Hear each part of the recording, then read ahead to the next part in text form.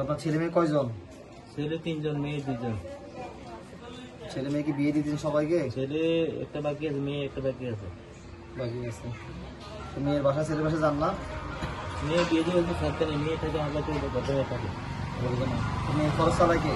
মেয়ে জানাই যে কোনো কাজ করতে পারে, কাজ করে পরে আসবে। কাজ করে চালায়। তো আপনার এই যে স্ট্রোক কখন করছিলেন? স্টক করছি দিয়ে দিচ্ছি, বনাজি কত কত আমার সময় লেগে গেছে। বনাজি না? বনাজি এই নখ কে কেটে দিত আপনার? বুঝবো বটা বটটা দিন দেখতে হয়নি, ওই মাঝেটা দেখতে হয়। মাঝেটা পোলার লাগে ঠিক করছি, মানে কি হাজিরা পোলা নিজে নিজে করে দিচ্ছি। এই গ্রামটা শুধু মানে না। এই নখ কাটছিলেন কখন লাস্ট? লোক কাটছিল ধরো না মাসখানিক আগে।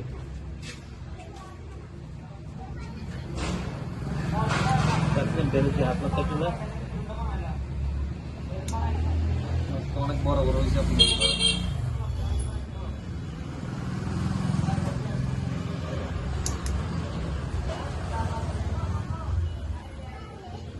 তো এখন কি করেন? বিক্রি করেন না? এখন চিকিৎসা চালানো ভাই, কোনো করার নাই। তো ছেলেরা দেখে না আপনাদের? না, ছেলেরা আমার শুধু টাকা চায়। ছেলেরা এখন থাকে কোথায়? বাড়িতে আছে। বাড়িতে। বাড়িতে 10 বিলে। তো ছেলেরা কি করে আপনার? ছেলেরা কাজ করে করে আর কি। কাজ কাম করে কি বাবা চালতে পারতেছে না নাকি? না, আমার দেখতে পারে না, আমার সত্যি দেখে আমার টাকা হইলে এখানে ভালো টাকা না হলে কিছু না।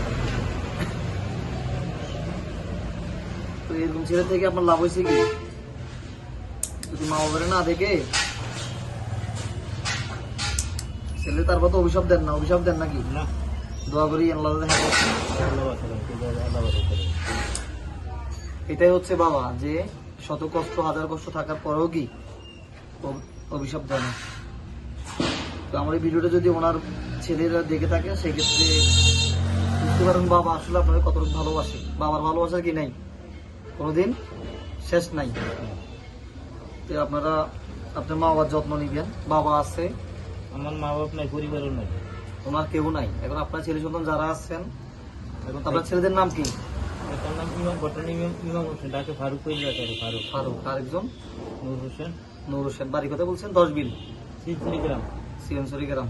তাহলে ইমাম 10 বিল সিয়নসরির ফারুক আর হচ্ছে ইমাম হোসেন, আমি যখন মমনি থাকি। আমির হোসেন মামনি থাকে। তো আপনারা বেকার চাকরি করে। বেকারিতে চাকরি করেন। তো আপনারা আপনাদের বাবাকে যতটুকু পারেন, বাবা তো আপনার, দেখে শুনে রাখার চেষ্টা করতে হবে। বয়স হয়েছে তো দোয়া নিবেন মা বাবার, না মা বাবার অভিশাপ নিবেন না। মা বাবার অভিশাপ নিলে দুনিয়া তো ধ্বংস হবেন, আখিরাত তো কি হয়ে যাবেন? জানি না। ধ্বংস হয়ে যাবেন। চলে আসবেন আমার কাছে, লোক টুক বড় হলে কোনো সমস্যা হলে, ঠিক আছে? এগুলো আমি নিজের হাতে করে দিব আপনাকে ইনশাল্লাহ। শুধু দোয়া করবেন। কি করবেন? মানুষ শুদ্ধ হইলে বড়। হ্যাঁ, দোয়া করবেন। মা বলছে যে মানুষ শুদ্ধ বড় দোয়া, মা বাবার তো বড়। তাই আমি আমার জীবনে আমি মুরগির কষ্ট দিই নাই। তাই আমি ফারুক ভাই এবং ইমাম ভাইকে বিনয়ের সাথে অনুরোধ করব যে আপনার বাবা আসলেই ভিক্ষা করে উনি না পাচ্ছে, করার কারণ হচ্ছে ওনার চলতে হয়, ওষুধের খরচ। তো আপনার বাবাকে আপনারা চাইলে, দুটো ছেলে চাইলে অবশ্যই একটা বাবাকে কি করতে পারেন? দেখভাল করতে পারেন। তো খাওয়া দাওয়া আপনি মেয়ের কাছে খান নাকি? বই না আছে, বই দুইটা আছে। বোনের বাসায়। এটাই হচ্ছে একটা বাবার গল্প। আমরা বাস্তব বলতে গেলে এটাই বাস্তব, এর বাইরে কোনো বাস্তব নাই। আর যারা আপনার ওই ছেলে মেয়েরা মা বাবাকে ছেড়ে চলে যায়, ছেলেরা বিশেষ করে যেমন আপনি আছেন, এরকম অনেক হাজারো ছেলে আছে, কি আছে? ওদের উদ্দেশ্যে কি বলবেন? মানে কি বলতে চান আপনার ছেলের উদ্দেশ্যে? বিষয় দিকে দোয়া করো, দোয়া করেন। ছেলেরা আরেকদিন কষ্ট করে কষ্ট দিবি। একটা কথা বলছে, যেভাবে আপনি আপনার বাবাকে কষ্ট দিচ্ছেন, হয়তো আপনার ছেলেরাও যে আপনাকে